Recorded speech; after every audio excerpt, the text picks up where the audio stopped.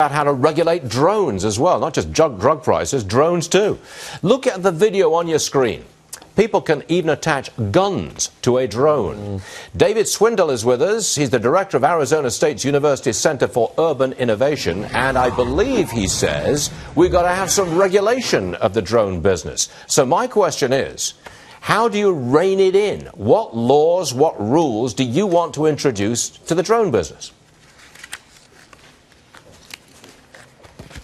I'm not sure that Mr. Swindell can hear me. Can you hear me? There we go. Yeah, yes. There you go. Okay. Here's the question. Sorry about that.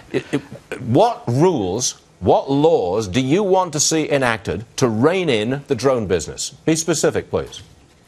Well, some states have already put in place some drone regulations with regards to weaponization, but we really haven't had a whole lot of incidents where regulation of weaponization has been necessary. It hasn't been that big a technological threat yet.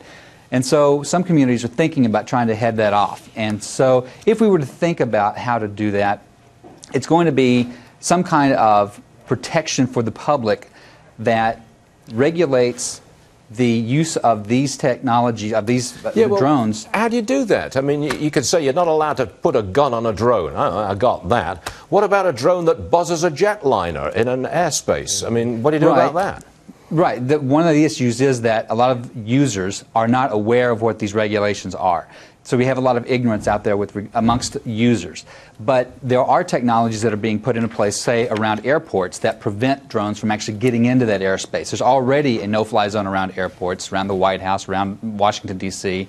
So there are protections we have against drones themselves, which then themselves can actually serve as a weapon without having to even put a gun on them or pepper spray or whatever it is that we're thinking about loading them down with. The drone itself could be used as a weapon. Now, do these protections around airports, does it knock the drone out of the sky, or does it locate the owner of the drone and fine him and put him out of business?